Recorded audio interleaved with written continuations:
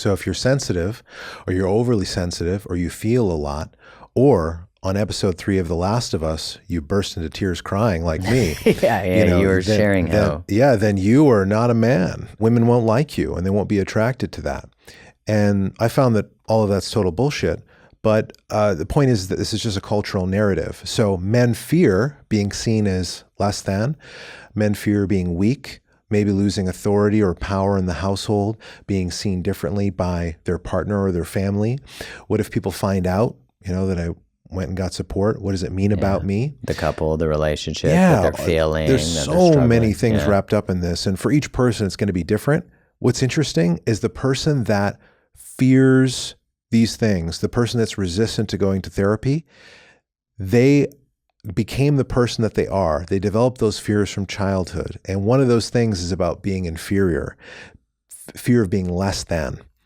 And this is sort of part of an individual's not enough story, the fear that they're not enough in some way. And it's connected to control, smothering, helicopter parenting, being dominated, told they need to believe something. This is the pattern for this individual.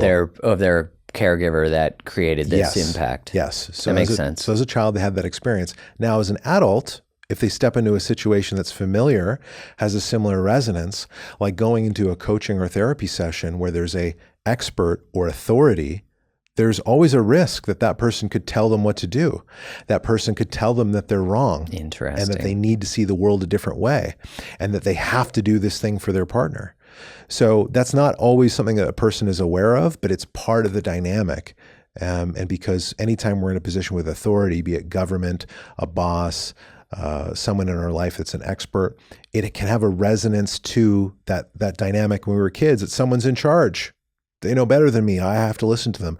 I have to follow the rules. The removal of sovereignty. Yeah. Which of course for a toddler is important, that an adult make choices for them, but at least feels collaborative. They tell them why. I find, because I've been observing so much about parenting as, I make my way there, is how Kai, with my nephew, I'll say like he can't do something because he's like about to wield a weapon, and Kai's like, you got to explain why.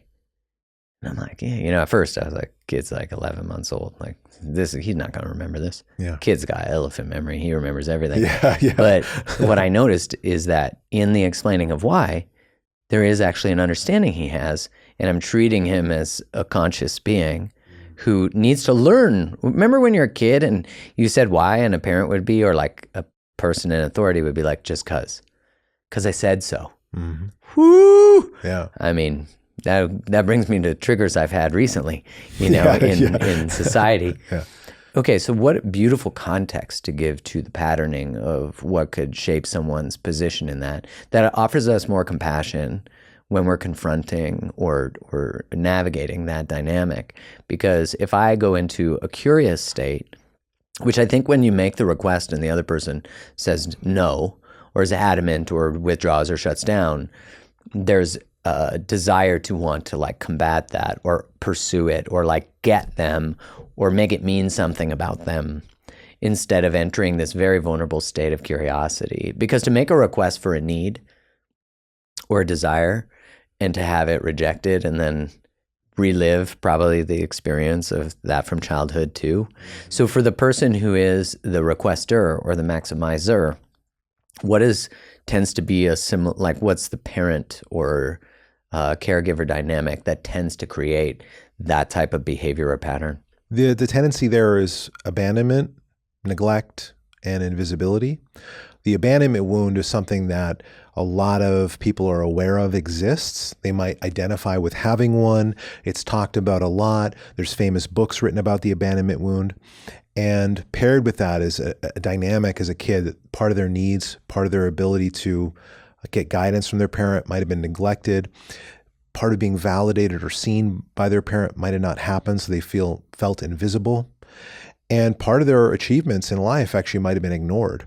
And this is the kind of person that develops more of a manipulative strategy to deal with things in their life. On either side of the spectrum, people got these fears, they got these hurts, these wounds, and it compels them to show up in a certain way so that their childhood fears don't come true, that these parts of themselves aren't threatened. And that's that anxiety that comes up that drives us to respond in a certain way, to deal with things in the way that we do it because of the early dynamic, the early environment. That makes sense. It's so interesting how a lot of it has to do, when you think from the pairing of the nervous system response to these adaptive strategies, the person who is the maximizer or the anxiously attached tends to have a challenge self-regulating. And the person who is more distancing or whatever, resistant, has a challenge co-regulating. Yeah. And so it's like our nervous system rejects what it feels is going to lead to a repeated pattern. It's amazing how it's all so overlapped. Hey, Yes. Like, like it's all, it is the nervous system that drives these behaviors, because we go into these autonomous responses to try to preserve and protect connection or self, and inherently create the same relational patterns that we're trying to fucking stop. It's like, it is God's laughing. It's a psychedelic trip for sure. It really is. Yeah. And when you wake up to that, like, oh, okay, we're in relationship to one another because we wound each other in ways that are familiar. And that's why I'm drawn to you, is to be able to work that through, or learn to leave something that a parent never left, or learn to engage and stay with something that a parent always left. Do you know what I'm saying? Yeah. It's such a trip. Like, to me, it's it is the cosmic joke of relationship. Yeah, there's a few, key things here that people can understand that will help them get inside of the joke a little bit. Yeah. So now me and my partner, we laugh more about the way that we respond to things, because we notice that, oh my gosh, like, I can just be such a child, or I can't believe here I am making such a big deal out of this. It's just, the dishes, or it's just this thing, but we're never fighting about what we're really fighting about.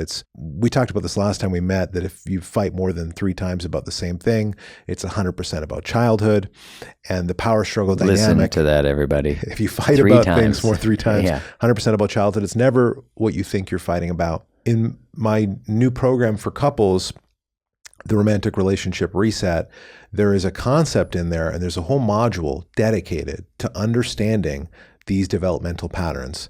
And there's actually something in there called the developmental mountain, which I review in detail, which is this concept about a yellow brick road from us being born, journeying, taking this big trip into adolescence and becoming a teenager, growing into an adult.